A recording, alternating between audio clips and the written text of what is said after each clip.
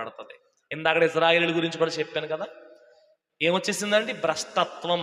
అంటే చూడండి, గర్వం. స్థిరపడిన తర్వాత ఏమొచ్చేస్తుంది ఎవరికైనా? మనం కూడా ఒకసారి వెనక్కి తిరిగి ఆలోచించుకోవాలి. ఒకప్పుడు నా పరిస్థితి ఏమిటి, ఒకప్పుడు నా కుటుంబం ఏంటి, ఒకప్పుడు నా స్థితి ఏమిటి, దేవుడి యొద్దకు వచ్చిన తర్వాత నా స్థితి ఏమిటి, నా గౌరవం ఏమిటి, నా ఘనత ఏమిటి, ఇది ఎవరిచ్చారు?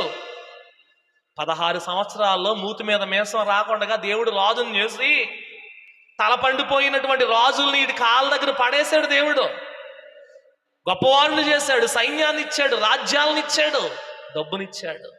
ఇతడు స్థిరపడిన తర్వాత చెప్పండి ఏం చేసేటట అండి? ఇతడు స్థిరపడిన తర్వాత మనస్సును గర్వించి చెడిపోయెను. చూడండి, గర్వ నాశనానికి ముందు ఏమి నడుస్తుందండి? ఇజ్రాయేలీలు పడిపోవడానికి, దేవుణ్ణి విడిచిపెట్టి భ్రష్టత్వంలోకి వెళ్ళిపోవడానికి కారణం గర్వం, భ్రష్టత్వం. నీకు జ్యేష్ఠత్వం కావాలంటే, నువ్వెంత గొప్పోడు అయినా ఈ భూమి మీద దేవుడు నాకు కావాలి.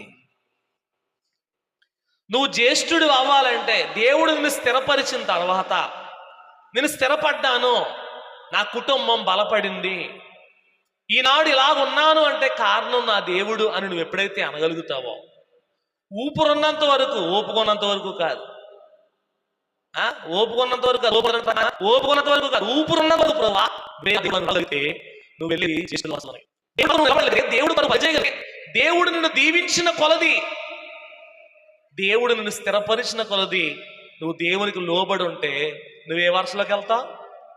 ఏ వరుసలోకి వెళ్తావు?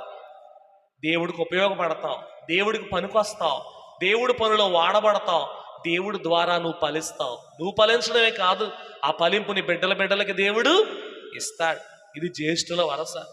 ఇజ్రాయేలీయులు స్థిరపడిన తర్వాత దేవుడి మీద ఏం చేశారటండి? తిరుగుబాటు చేశారు.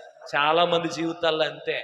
స్థిరపడిపోయిన తర్వాత ఇంకెవడ మాట వినరు, దేవుడి మాట వినరు, ఆ వాక్యం వినరు, కనపడదు, వినపడదు, ఎన్ని చెప్పినా తలకెక్కదు. చెప్పండి, ప్రవక్తలను పంపితేనట ఇజ్రాయేలీయులు ప్రవక్తలనే చంపేసేవారట.